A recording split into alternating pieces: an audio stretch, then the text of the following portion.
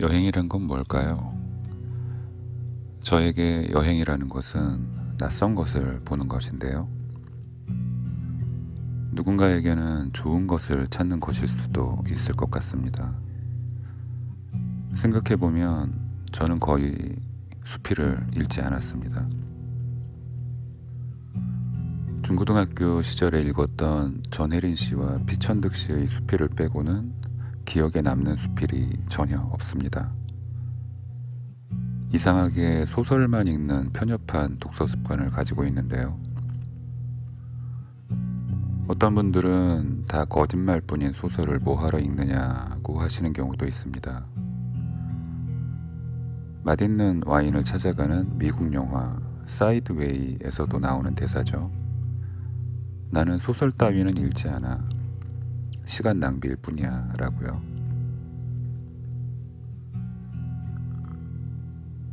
수필의 소재나 주제는 이 세상에 존재하는 물건들만큼이나 다양합니다. 저의 경우에는 여행과 산행을 좋아했기 때문에 특히 여행기의 경우에는 충분히 관심을 가졌을 법한데도 여행기는 일부러 거부하며 살지 않았나 싶습니다. 언제든 떠날 수는 있었지만 쉽게 떠날 수는 없었던 제 청춘의 여건도 한몫했겠죠.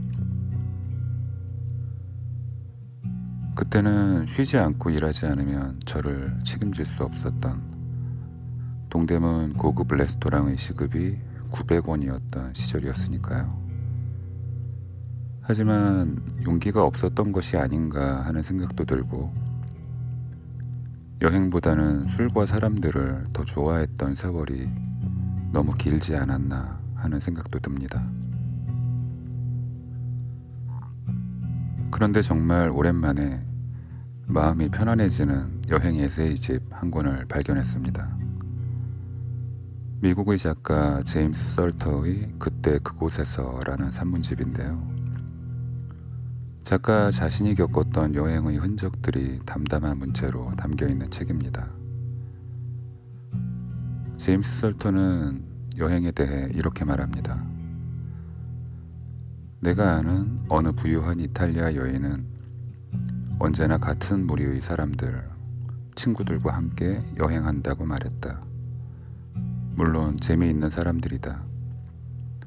아니면 무슨 의미가 있을까? 하지만 여행은 종종 혼자가 되는 것을 의미한다. 즐거울 수도, 그렇지 않을 수도 있다. 가끔씩 찾아오는 불안을 극복할 수 있다면 관광버스에 탄 사람들이 보는 것과 같지만 자발적인 고독으로서 정화된 흥미로운 것을 볼 수 있다. 저 역시 좋은 사람들과 함께하는 여행도 좋아하지만 혼자만의 여행도 꽤나 좋아했습니다. 고교 시절에 다녀왔던 3개월간의 무전여행도 그랬었죠. 경상도, 남해, 그리고 전라도까지 이어지는 해안가를 걷는 도보 여행이었고 제임스 설터가 말하는 자발적인 고독에 의해 정화된 풍경들을 만끽하고 우리나라 해안가 사람들의 인심을 넉넉히 경험했던 여행이었습니다. 마당 한가운데에 있는 수도가가 씻을 수 있는 공간의 전부인 하룻밤에 3,000원짜리 여인숙, 영업을 마친 재래시장의 처마 및 그리고 문이 닫히는 공중전화 박스 등이 제가 비를 피해 밤을 보냈던 숙소였고요. 여행 중에 만난 여러분들의 배려로 한 끼 또는 두 끼 식사를 해결한 경우도 많았습니다. 그때 당시의 인심은 지금 생각해봐도 신기한 정도인데요. 요즘은 조선시대처럼 지나는 과객이오만 하룻밤 묵어 갈 수 있겠소? 했다가는 바로 경찰에 붙들려 갈 텐데 그 시절에는 가끔 자기 집으로 데려가서 재워주신 경우도 꽤 있었습니다. 군 제대 후에는 사회생활을 시작하면서 물리적인 여행을 멈춘 뒤로 아마도 독서를 여행이라고 생각하며 살았던 것 같습니다. 몸이 떠나지 못하는 대신에 제 손에 쥐어진 책으로 삶의 여행을 대신하지 않았나 하는 생각도 듭니다. 독서뿐만이 아니죠.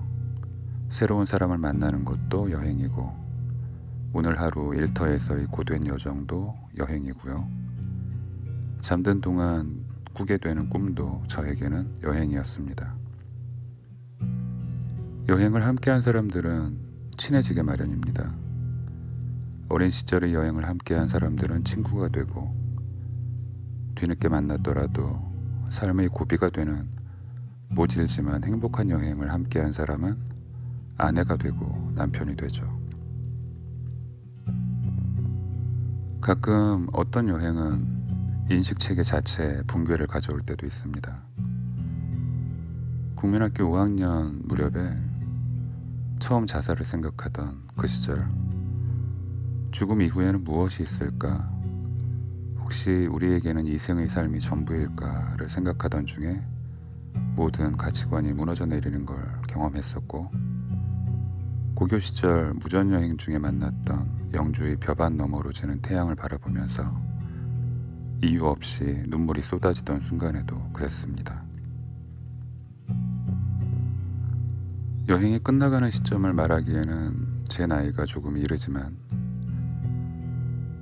그냥 오래 살기만 하는 불행을 감당할 수 있을 것 같지는 않습니다. 육체의 불꽃이 꺼져가는 걸 수시로 느끼며 사는 사람으로서 오히려 이게 다행이 아닐까라는 생각이 들 때도 있습니다. 살다 보면 나이와 상관없이 지칠 때가 있기 마련이니까요. 이쯤에서 제임스 설터가 적은 1950년대의 파리의 모습을 읽어드리겠습니다.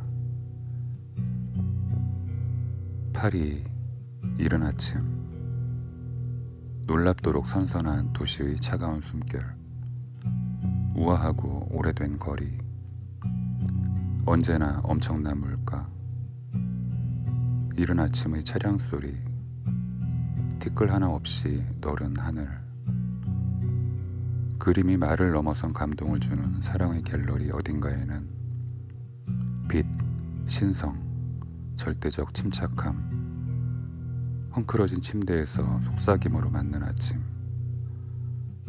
행복은 이룰 수 없어 가치가 있으니 누군가는 속삭이고 누군가는 웃고, 밖에는 차가 달리고 물소리가 방을 흐른다. 모두가 내가 찾아 헤매던 어른 세상의 게임이었다.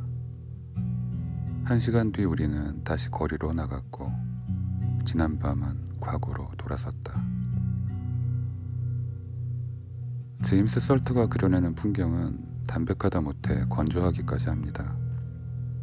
하지만 그가 그려내는 풍경들이 70년 전의 풍경이라는 걸 생각해보면 뭔가 쓸쓸한 기분이 들기도 하고, 한겨울의 새벽 공기처럼 청량한 느낌이 들기도 합니다.